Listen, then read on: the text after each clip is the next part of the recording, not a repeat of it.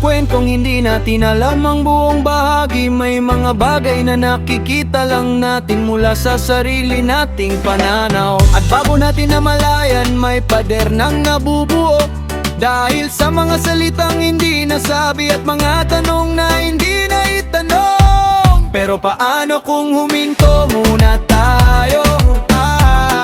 Paano kung makinig muna tayo?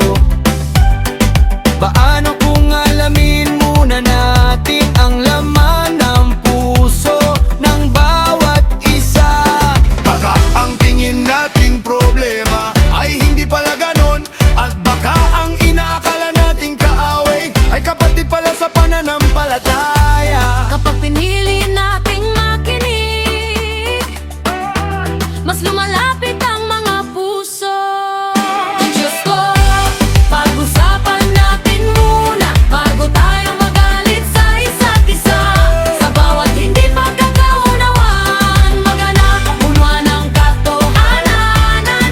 Pag-usapan natin muna bago gumawa ng paghuhusga. Sa bawat sugat na dala ng relasyon, may daan tungo sa kapayapaan.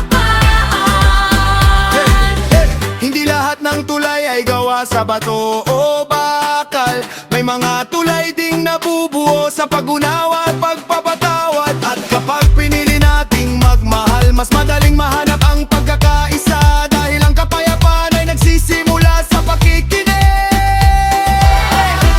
Kapag respeto ang nauuna,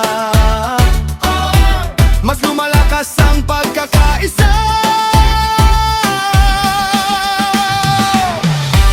Pag-usapan natin muna bago tayo magalit sa isa't isa.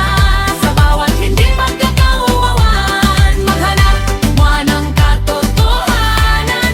Pag-usapan natin muna bago gumawa ng paghuhusga. Sa bawat sugat na dala ng relasyon, may daan tungo sa kapayapaan.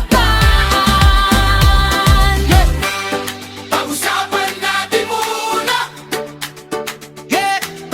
bago tayo magalit sa isa't isa. Pag-usapan natin muna. Maghanap muna ng katotohanan. Wait a minute, hear the story, don't judge so quickly, don't assume too early, because peace begins when people choose to listen. One conversation can stop a conflict, one honest moment can heal a broken friendship. Pag-iusapan natin muna bago tayo magkawatag-watag. Sa bawat hindi pagkakaunawaan, pipiliin natin ang kapayapaan.